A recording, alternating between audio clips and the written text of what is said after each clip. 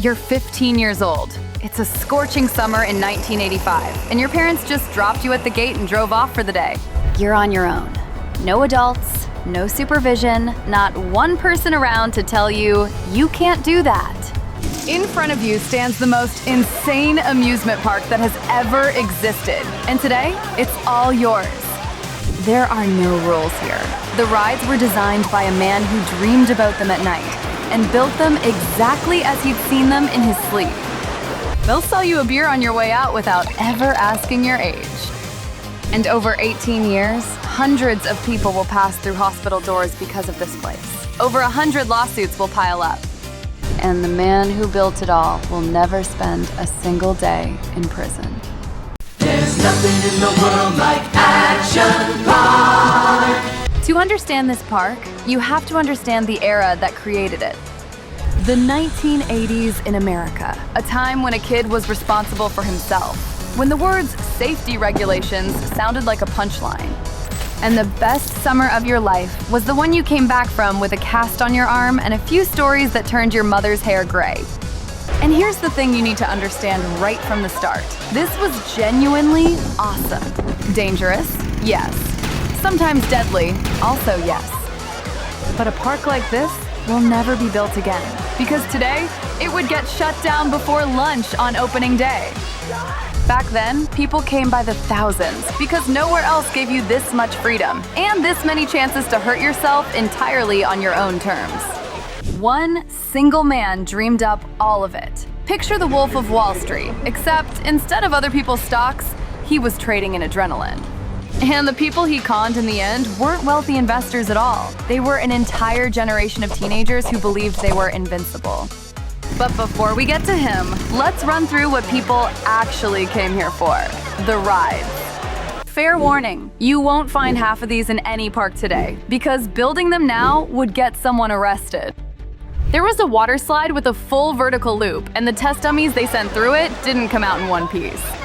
There was a concrete alpine track you rode down lying on your stomach, with a brake lever that, more often than not, didn't break. There was a wave pool the staff themselves nicknamed the Grave Pool. There was a rope swing over freezing water, go-karts built to hit speeds that were flat out illegal, and a kayak ride where, one day, a live wire ended up in the water. We're coming back to every single one of these, slowly, in detail, and you will not believe people were actually allowed to get on them.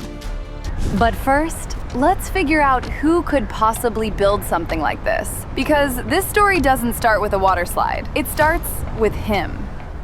His name was Gene Mulvihill, and by the time he bought this mountain in New Jersey, he'd already lived an entirely different life, a life on Wall Street. Mulvihill traded penny stocks, shares worth pennies apiece, and built his fortune on a classic scheme. Pump up the price of a worthless stock, sell it to trusting buyers at the peak, and disappear before it all came crashing down. It ended exactly the way you'd expect. Mulvihill got caught manipulating stocks and was banned from the securities industry. For life. No way back. For a man who'd spent his whole career playing with other people's money, that was a death sentence. That door was shut for good. And that's when something clicked in his head. If they won't let you play by the rules, build your own world where there are no rules at all. Mulvihill took a ski slope that sat empty all summer and turned it into a park built on one single principle: the guest controls the ride. Sounds like freedom, every teenager's dream. In practice, it meant one simple thing: if you got hurt, that was on you. He designed the rides himself, sketching ideas on napkins, and looked at engineers with their calculations and safety codes like they were just killjoys getting in the way of the fun. And yet, the man had charm to spare. His staff called him Uncle Gene. People loved him, followed him, trusted him. And in the end, that charm turned out to be the most dangerous ride in the entire park. Now add one more detail to the picture, because without it, none of this quite makes sense. Beer stands sat on every corner of the park, and they'd sell to pretty much anyone. IDs were rarely checked and often not checked at all. A teenager could climb off a ride that nearly broke his neck, grab a cold Budweiser, and head straight to the next one. And it wasn't just the guests drinking. Plenty of the rides were run by boys barely 16 years old, and not all of them stayed sober through their shift. Now put it all together. Rides designed by a man with 0 engineers on staff. A crowd of half-drunk teenagers allowed to do anything they wanted, and not one adult willing to hit the stop button. That combination is exactly where the real nightmare begins. So let's go back to the rides, one at a time. Let's start with one of the first things that greeted you, the Alpine Slide. Picture a concrete channel running almost a kilometer down the mountainside, and a small plastic sled you rode lying flat, steering with a single lever between your legs that was supposed to break. The problem was, it didn't always break. The lever would jam or simply fail, and riders flew straight off the track into rocks and brush. According to the state's own records, this one ride alone caused more than 24 serious head injuries and about 15 broken bones. And this is where the park had its first fatal accident. In the summer of 1980, a 19-year-old employee was thrown from the track, hit his head, and never woke up again. Next, the water. Right at the center of the park sat a massive wave pool, the kind that looked like a postcard from a beach resort in the ads. The staff had a different name for it, the grave pool. The trick was, they filled it with plain fresh water, and the human body floats far worse in fresh water than in salt water. So someone who swam just fine at the ocean would suddenly go under here without warning. Once the waves kicked in, the pool turned into a churning, thrashing crowd, and lifeguards, teenagers themselves, pulled people out by the dozen every single day. And this one pool alone accounted for half of every death at Action Park. Some rides killed through pure negligence. On the kayak course, a live electrical wire once ended up in the water, and a young man whose boat flipped touched that water and was electrocuted, right in the middle of the ride. There was a rope swing that dropped you into a pond fed by freezing spring water, and for some riders, that cold shock was enough to stop their heart. But one ride became a legend even by this park's standards, the Cannonball Loop. From the outside, just another enclosed water slide, a tube you flew down feet first. Except halfway through, that tube twisted into a full vertical loop, just like a roller coaster, except there were no seatbelts, no cart, nothing. Just your body and the water. When they tested the loop, they sent crash test dummies through it, and the dummies came out missing limbs. Sometimes missing their heads entirely. Any engineer would have said, you cannot put a human being through this. Mulvihill wasn't stopping for that. He simply offered his own staff $100 a ride to test the thing themselves. Volunteers stepped up and they came out of that tube bleeding. Faces cut open, skin scraped raw. The ride lasted about a month before they finally shut it down, but it remained, forever, the symbol of exactly what this park was. And this is where the real question of this whole story shows up. How did a park that sent 10 people to the hospital on a busy day with a literal line of ambulances waiting on standby manage to stay open for almost 2 decades without shutting down after the very first death? The answer is simple. Behind the goofy dreamer sketching slides from his nightmares was the exact same Wall Street operator who knew how to work every system there was.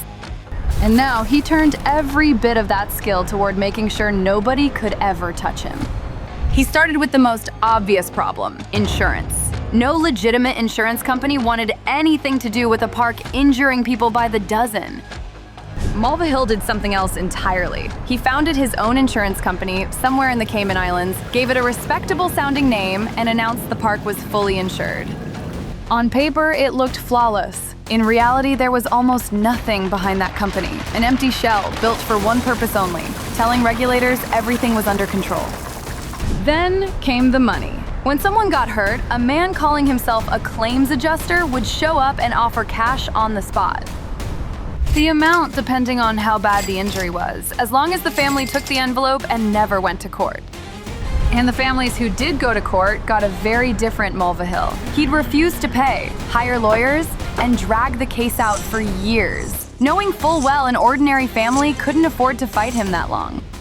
Lawsuits piled up past 100 over the years, and most of them broke against that same wall. Mulvihill built a second machine around his park, an invisible one, a machine of impunity, and it ran just as smoothly as his rides did. But every scheme like this cracks eventually, and for Mulvihill, that moment arrived in the early 90s.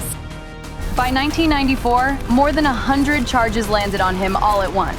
Fraud, theft, embezzlement, the whole rotten underside that had spent years hiding behind the fun park facade. He was forced to admit guilt on some of it, including the insurance scheme he'd invented himself.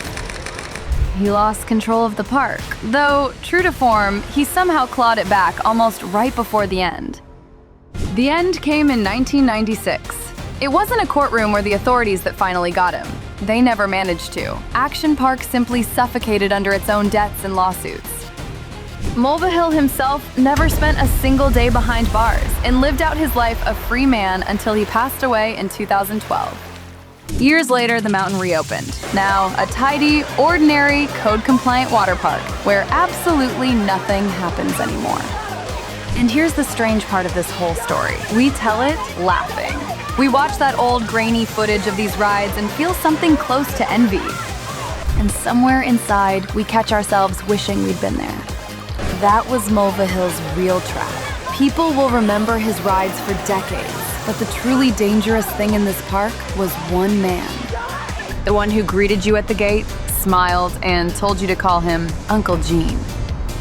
He sold an entire generation of teenagers the feeling of total freedom, and they paid for it with their health, some of them with their lives. And most of their families never saw a real trial or real money.